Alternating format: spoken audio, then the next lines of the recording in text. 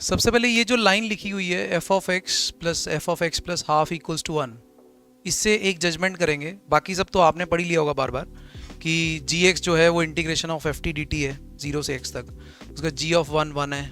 ठीक है, मतलब जी ऑफ 1 1 है, मतलब 0 से 1 तक एफ टी डी टी करेंगे तो आंसर क्या आएगा 1। ठीक है, तो एक तो ये चीज़ दे रखी है, और दूसरा F of X plus F के अंदर एक्स प्लस हाफ इक्वल्स 1। तो अगर मैं x को रिप्लेस कर दूं x प्लस 1/2 से, तो ये बन जाएगा x plus 1/2 plus F of X plus 1 equals to 1। दोनों को इक्वेट करूं तो F of X equals F of X plus 1 आ जाएगा। तो मतलब इसका टाइम पीरियड 1 है। अब इसका टाइम पीरियड 1 है, और उसी टाइम पीरियड में जो एरिया आ रहा है वो भी 1 है। समझ रहे हो क्या? चलो, इतनी इंफॉर्मेशन ये ऊपर वाली लाइन से खींच ली। अब चलते हैं इस पे। अब बाहर एक समेशन लगाया हुआ है और 8 के नीचे भी एक समेशन लगाया हुआ है। तो ऑब्वियसली अब बाहर वाला समेशन तो पहले सॉल्व करेंगे नहीं, अंदर वाले टर्म को सॉल्व करेंगे, फिर बाहर वाले समेशन पे आएंगे। तो अंदर वाले टर्म में g of x plus k square क्या होगा? मतलब आप स्टार्ट किससे करोगे?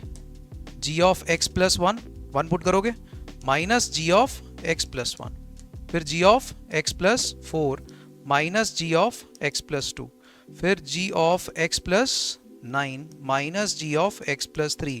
ऐसे करते करते g of x plus n square minus g of x plus n, यहां तक चला जाएगा।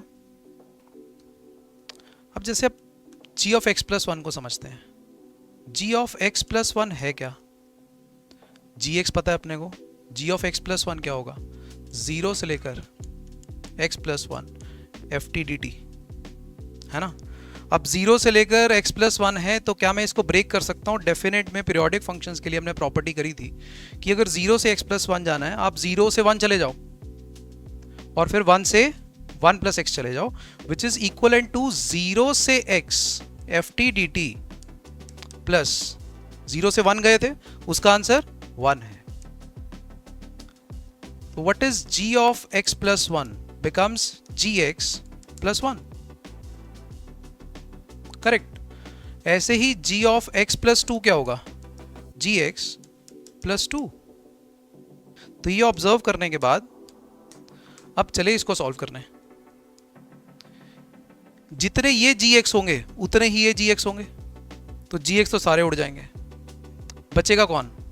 1 प्लस 4 प्लस 9 प्लस 16 up to N square minus 1 plus 2 plus 3 plus 4 up to N. इसका सम क्या होता है? n into N plus 1 into 2n plus 1 by 6, और इसका n into N plus 1 by 2। ये डिनोमिनेटर पे चल रहा है, 8 के नीचे है ये वाला टर्म। अब इसको फर्दर सॉल्व करोगे तो n into N plus 1 by 2 अगर कॉमन निकाल लो, तो 2n प्लस 1 बाई 3 माइनस 1 बनेगा।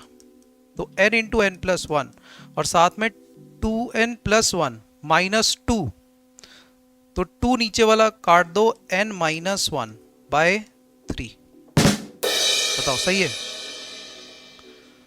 तो ये जो अब टर्म बना फाइनली, क्योंकि ये 3 है, इसका रेसिप्रोकल होगा, ऊपर बन जाएगा 24, उसको तो बाहर ही कर दो, और बाकी समेशन n इक्वल्स टू 2 से लेकर इंफिनिटी, ये टर्म बन रही है डिनोमिनेटर में। बताओ, ये मेरे ख्याल कर लिया था, यहां तक पहुंच गया था ना।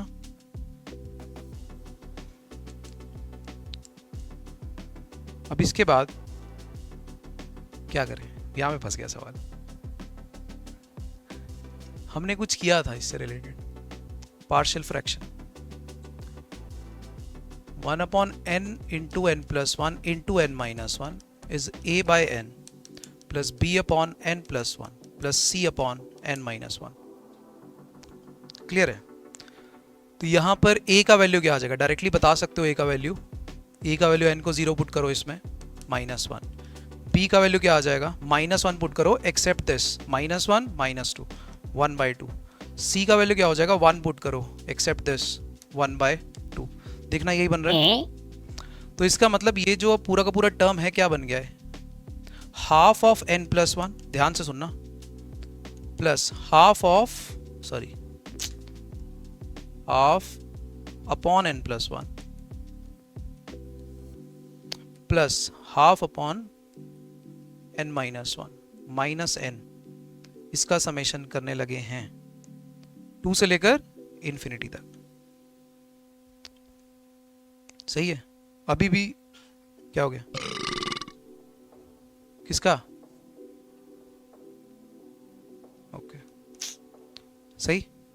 अब यहां पे अगर इसका समेशन करेंगे तो एक काम करता हूं मैं, ये 1/n दोनों को दे देता हूं आधा आधा, वो half upon n plus one है माइनस हाफ अपॉन n, ऐसा कर दूं, और वो half upon n minus one है माइनस हाफ अपॉन n कर दूं। बताओ,